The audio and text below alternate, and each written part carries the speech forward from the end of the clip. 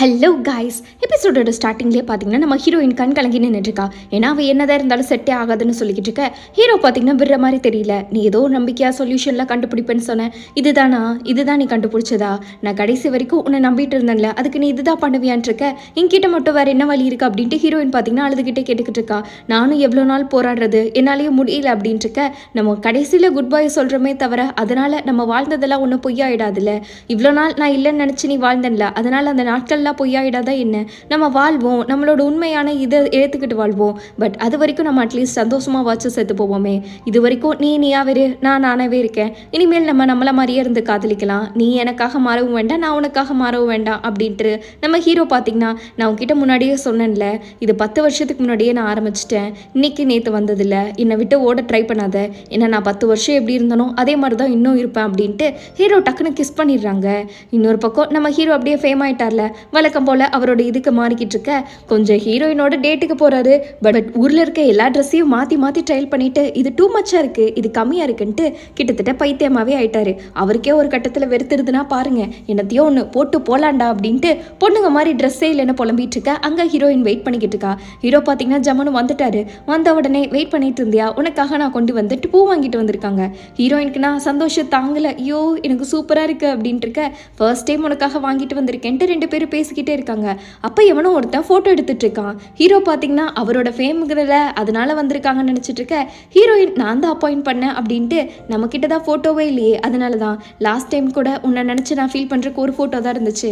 ஆனால் இந்த டைம் அப்பெல்லாம் இருக்கக்கூடாதுல, நம்ம முடிஞ்ச அளவுக்கு நிறையா ஃபோட்டோ எடுத்துக்கலாம், அதனால தான் நான் இந்த மாதிரி அப்பாயிண்ட் பண்ணேன் அப்படின்ட்டு ஹீரோயின் பார்த்தீங்கன்னா அவள் எண்டிங் அக்செப்ட் பண்ணவே ஸ்டார்ட் பண்ணிக்கிட்டா. சரிவா நம்ம டேட்டுக்கு போகலாம், அவங்க ஃபோட்டோவில் எடுத்துட்டு இருப்பாங்கன்னு இருக்க. ஹீரோக்கு பார்த்தீங்கன்னா இப்போதான் ஒரு பெரிய ஷாக்கே ஆரம்பிச்சுட்டு இருக்குது.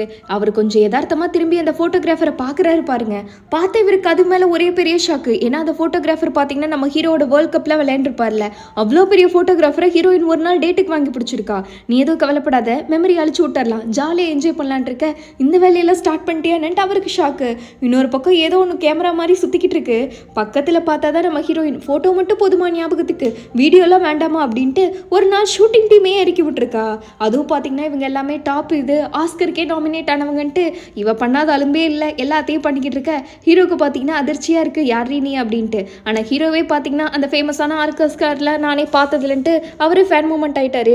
இன்னொரு பக்கம் நம்ம ஹீரோ சாப்பிட்றதுக்கெல்லாம் வாங்கிட்டு வந்துக்கிட்டு இருக்க. 2 பேரும் ஜாலியாக உட்காந்து சாப்பிட்ருக்காங்க. பட் ஒரு விஷயம் என்னன்னா 2 பேரும் உட்காந்து நல்லா சூப்பராக இருக்குது நமக்கிக்கிட்டு இருக்க. சுற்றி எல்லாம் இவங்களோட வாயை பார்த்துக்கிட்டு இருக்காங்க. ஹீரோக்கு ஒரு மாதிரி ஆக்வர்டாயிருது. அவரும் ஒழிச்சு வச்சு எவ்வளோ திங்க முடியுமோ தின்னுக்கிட்டு இருக்காரு. சரி நடந்து போகும்போது அவர் ஃபோட்டோகிராஃபர் பார்த்தீங்கன்னா இருங்க இந்த போஸ் சூப்பராக இருக்குது, போஸ் கொடுங்கன்ட்டு அவர் வந்து நடக்க கூட விட மாட்டேங்கிறாங்க. ஹீரோயினும் அதுக்கு தகுந்த மாதிரி போஸாக கொடுத்துக்கிட்டு இருக்க.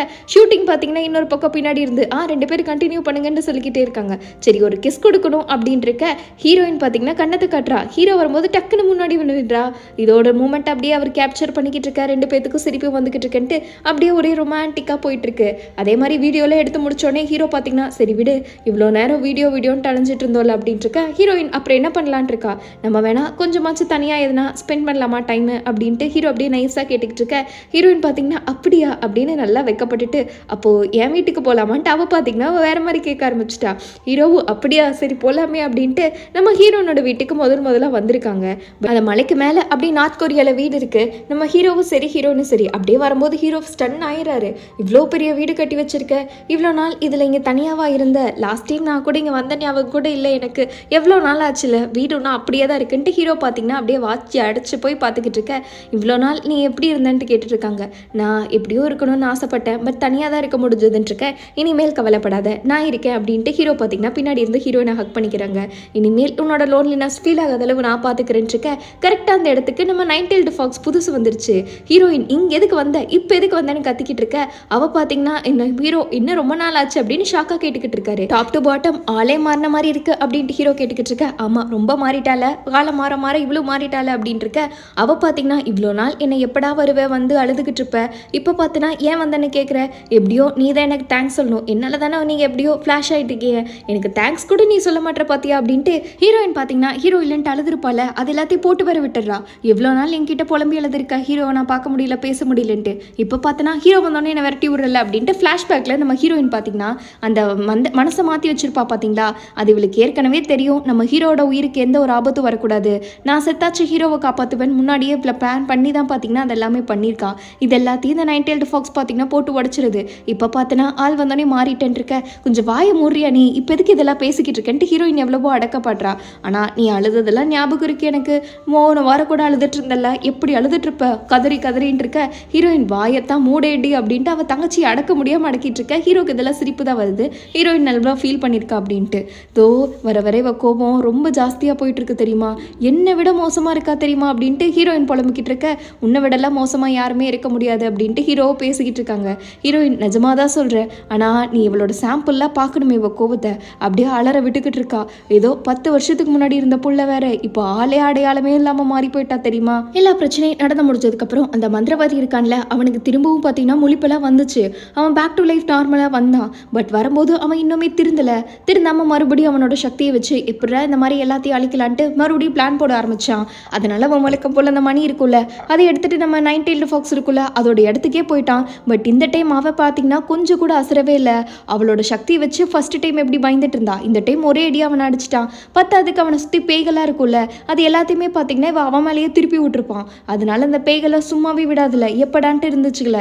கரெக்டாக இதான் சாக்குன்ட்டு அதோட ரத்தம் தீர்ற வரைக்கும் உறிஞ்சு கொடுத்துருச்சுங்க. இதோ இவ்வளோ சத்தியா மாறிட்டா பாத்தியா, நான் கூட நினைக்கல அப்படின்ட்டு இருக்க.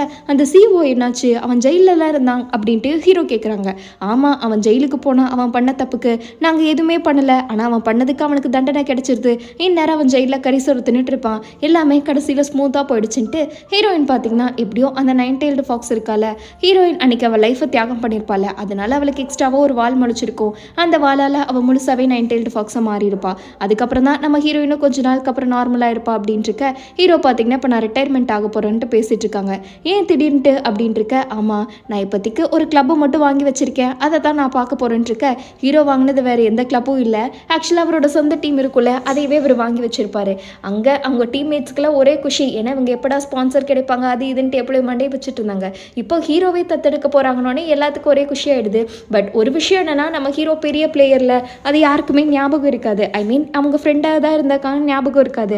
ஆனால் அவங்க எல்லாருமே நம்ம ஹீரோவை அப்படியே பெரிய ஆளை நினச்சிட்டு, சார் உங்களோட பெரிய ஃபேன் தெரியுமா, நான் எவ்வளோ நாள் உங்களை பார்க்கணுன்னு நான் வெயிட் பண்ண தெரியுமா அப்படின்ட்டு எல்லாருமே ஃபேனாக மாதிரி பேசிகிட்டு இருப்பாங்க. யாருக்குமே ஹீரோவோட பழகின ஞாபகமே இருக்காது. பட் ஹீரோவை அதெல்லாம் காட்டிக்கல, என்னோட ஃபேனாக நீங்கள் அப்படின்னா எனக்கு ரொம்ப சந்தோஷம்ட்டு எல்லாமே ஸ்மூத்தாக இருக்கும். அவங்க மெம்பர்ஸ் கூட எல்லாருமே டீம் எல்லாம் இம்ப்ரூவ் ஆகிட்டு இருக்கு, எதுவுமே பிரச்சனை இல்லைன்ட்டு 2 பேரும் சந்தோஷமாக பேசிகிட்டு இருக்க. ஹீரோயின் பார்த்தீங்கன்னா கேட்கவே நல்லா இருக்கேன்ட்டு இருக்கா. ஆமாம், இப்போ எல்லாத்தையும் நம்ம எப்படியோ படிப்படியாக முன்னேற்றினா சரி, அவங்க எப்படியோ இதே மாதிரி அவங்க ஆசைப்பட்ட ஸ்போர்ட்ஸில் டாப்பில் வருவாங்கன்ட்டு இருக்க. கண்டிப்பாக அவங்க வருவாங்க, வராமல் என்ன அப்படின்ட்டு 2 பேரும் ஜாலியாக பேசிக்கிட்டு இருக்காங்க. ஃப்ரெண்டு கூட பார்த்தேன்னா இந்த மாதிரி ஹோட்டல் கடை போட்டான், சோஜு கடை, நான் நினச்சி கூட பார்க்கல. பட் அவன் இப்போ நிம்மதியாக இருக்கான், அதுதான் ரொம்ப முக்கியம்னு இருக்க. ஹீரோயினுக்கு பார்த்தீங்கன்னா தூக்கம் வருது.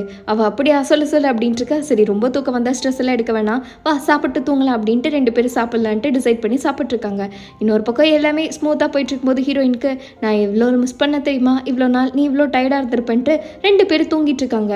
பட் நம்ம ஹீரோயினுக்கு ஒரு விஷுவல் வருது. அதாவது நம்ம ஹீரோ இருக்கார்ல, அவர் ஏதோ இறந்து போன மாதிரியும் இவ தான் வந்து இந்த பொக்கையெல்லாம் வைப்பாங்களே அந்த மாதிரி வச்சுட்டு நிற்கிற மாதிரியும் டக்குன்ட்டு இவ முழிச்சிடுறா. முழிச்சோடனே ஹீரோ என்னாச்சு அப்படின்ட்டு இருக்க.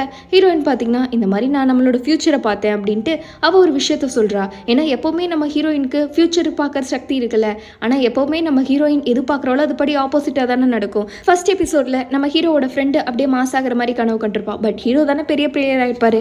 இந்த மாதிரி கொஞ்சம் விஷயம்லாம் நடக்கும்ல, அந்த மாதிரி இப்போவும் ஏதோ நடக்க போகுது. ஆனால் இந்த டைம் நீஸ் ஆகிற மாதிரி வந்துச்சு. பட் அது மட்டும் கண்டிப்பாக நடக்காது, வேற ஏதோ நடக்க போகுது, அது வேணா என்னால் ப்ரெடிக்ட் பண்ண முடியுங்கிற மாதிரி ஹீரோயின் சொல்லிக்கிட்டு இருக்க. ஒரு விஷயம் இல்லை, பல விஷயம் அப்படி தான் நடந்திருக்கு, அதனால நீ எதுக்கும் ஃபீல் பண்ணாத அப்படின்ட்டு ஹீரோ கிட்ட சொல்கிறா. அதுவும் கரெக்டு தான், நீ இது பண்ணுறதும் பார்த்துக்கலாம் அப்படின்ட்டு நம்ம 19 வருஷத்துக்கு முன்னாடி ஃபஸ்ட்டு மீட் பண்ணலான்ட்டு அதுலேயும் பார்த்தீங்கன்னா 2 பேர் லவ் பண்ண ஆரம்பிச்சிட்டாங்க. இதே மாதிரி நீ ஃபியூச்சரை பார்த்தனா சொல்லு, பட் இதுக்கு மேலே பயப்படாத, எதாக இருந்தாலும் நம்ம பார்த்துக்கலாம், நடக்கிறதானே நடக்கும்ட்டு 2 பேரும் பார்த்தீங்கன்னா அப்படியே தைரியமாக இருக்க. இந்த டைமில் நான் ஃபீல் பண்ணி அழுக மாட்டேன், ஏன்னா நான் நிறையவே கற்றுக்கிட்டேன் நீ இல்லாமல் எப்படி வாழணும், உன் கூட எவ்வளோ சந்தோஷமாக வாழணும்ட்டு. இனிமேல் எனக்கு எந்த ஒரு பயமும் இல்லை, நான் எது வந்தாலும் சரி தைரியமாக ஃபேஸ் பண்ண போகிறேன், நமக்காக நம்ம வாழ போகிறோம் அப்படின்ட்டு ஹீரோயின் பார்த்தீங்கன்னா ஃபுல் மனசோட ப்ரிப்பேர் ஆகி 2 பேரும் அப்படியே ஜாலியாக ஹக் பண்ணிக்கிட்டு இருக்க. அப்படியே கொஞ்ச நாள் கழிச்சு காட்டுறாங்க, ஏதோ தனி ஐலாண்டாட்டம் இருக்குது. 2 பேரும் படுத்துட்டு பேசிகிட்டு இருக்காங்க. சே, இந்த மாதிரி ஒரு ஐலாண்டு சூப்பராக இருக்குல்ல, மக்கள் யாருமே இல்லைன்ட்டு ஹீரோ பேசிகிட்டு இருக்க. தோ அங்கே தான் நம்ம வீடு கட்ட போகிறோம் பாத்தியா அப்படின்ட்டு ஹீரோயின் பார்த்தீங்கன்னா வீடு கட்டுறதை பற்றி பேசிக்கிட்டு இருக்கா. இவ்வளோ பெரிய ஐலாண்டில் நடப்பாதைக்கு யாருமே இல்லை, அப்புறம் நம்ம எப்படி போகலாம் அப்படின்ட்டு இருக்க. சரிவா அதெல்லாம் நான் காட்டுறேன்ட்டு ஹீரோயின் தான் பார்த்தீங்கன்னா கையை பிடிச்சி கூட்டிகிட்டு போயிட்டுருக்கா. நீ இங்கே வந்துட்டு போயிடுவேன், ஆனால் நீ இல்லைன்னா நான் எப்படி வருது, நீ இல்லாமல் என்னால் உன்னால் நடக்கக்கூட முடியாது போல அப்படின்ட்டு ஹீரோ பார்த்தீங்கன்னா பேசிக்கிட்டு இருக்க ஹீரோயின் ஆமாம் அப்படின்ட்டு இருக்கா. அப்படின்னா ஒரு வேளை நம்ம சண்டைக்கு இது போட்டோம்னா அப்போ என்ன பண்ணுறது அப்படின்ட்டு ஹீரோ பார்த்தீங்கன்னா கேட்டுக்கிட்டு இருக்காங்க. இந்த படகெல்லாம் வந்துட்டு போகுமா என்ன ஏதாச்சும் சொல்லுமா அப்படின்ட்டு இருக்க. படகெல்லாம் ஒன்றுமே வராது, சண்டையே போடாத அளவுக்கு தான் நீ பார்த்துக்கணுன்னு இருக்க. ஹீரோக்கு ஷாக்கு. அப்போது உன்னை மட்டும் நான் கோவப்படுத்தினேன்னா நான் நடுக்காட்டில் தனியாக தான் மாட்டிட்டு முழிக்கணுமா என்ன அப்படின்ட்டு இருக்க. ஆமாம் இது கூட தெரியாதா, அதுக்கு தான் நீ 9 ஃபாக்ஸை டேட் பண்ணுறதுன்னு நான் சும்மாவா, நீ தான் பார்த்து பத்திரமா நடந்துக்கணும், பொறுப்பே சண்டையே இல்லாமல் வந்து பார்த்துக்கணும் அப்படின்ட்டு ஹீரோயின் சிரிச்சுக்கிட்டே நான் சும்மா சொன்னேன், அதெல்லாம் இல்லை நான் எல்லாம் ஏற்பாடி பண்ணி வச்சிருவேன் கவலைப்படாதன்ட்டு சிரிச்சுக்கிட்டே பேசிக்கிட்டு இருக்கா. இப்போ தான் நிம்மதியாக இருக்குது அப்படின்ட்டு ஹீரோ ஒரு பக்கம் சொல்லிக்கிட்டு இருக்க. இந்த மாதிரி முடிவெல்லாம் வந்துச்சுன்னா நம்ம பயப்படக்கூடாது, எதாக இருந்தாலும் வாழ்கிற வரைக்கும் நிம்மதியாக வாழ்ந்துட்டு போகிறோன்ட்டு ஹீரோ. நீ எல்லாமே என்னை நம்புறல்லன்ட்டு ஹீரோயின் கேட்க. நான் உன்னை நம்பாமல் எப்படி அப்படின்ட்டு 2 பேரும் கையை பிடிச்சிட்டே அவங்களோட லவ் லைஃப்பில் என்ன வந்தாலும் ஃபேஸ் பண்ணிக்கலான்ட்டு ஒரு நம்பிக்கையோட போகிற மாதிரி இதோட ஹாப்பி எண்டிங்காக முடிக்கிறாங்க. இப்படி கைஸ் கண்டிப்பாக எண்டிங் ஹாப்பியாக இருந்தாலும் பட் இவ்வளோ சீக்கிரம் முடியும்னு நம்ம நினைக்கல. நானே இன்னும் 2 எபிசோடு எப்படா வரும்னு வெயிட் பண்ணிக்கிட்டு தான் இருந்தேன். பட் கரெக்டாக முடிச்சுட்டான். சரி விடுங்க இந்த ட்ராமா போயிடுச்சுன்னா ஃபீல் பண்ணிக்கிட்டு இருக்காங்க. இதே மாதிரியே ஒரு பக்காவான ரொமான்டிக் காமெடி ட்ராமா, அதாவது நம்ம ஜிசோவோட ட்ராமா டாப்பில் போயிட்டு இருக்கு இல்லையா, அதை நான் எப்போயோ எடிட் பண்ணி வச்சுட்டேன். இன்னைக்கு ஈவினிங் அப்லோட் ஆகிடும். ஸோ மறக்காமல் பார்த்து என்ஜாய் பண்ணுங்கள். இந்த ட்ராமா உங்களுக்கு பிடிச்சிருந்துச்சா இல்லையா, எண்டிங் சாட்டிஸ்ஃபைடா இல்லையா அப்படின்னு மறக்காமல் கமெண்ட் பண்ணிட்டு போங்க. அடுத்து அந்த ட்ராமாக்காக வெயிட் பண்ணுறீங்கனாலும் அதையும் எபிசோடில் சொல்லிட்டு போங்க. அடுத்து ஒரு பக்காவான புது ட்ராமாவோட புது எபிசோடில் மீட் பண்ணுவோம். அது வரைக்கும் பாய் ஸ்வீட்டீஸ்.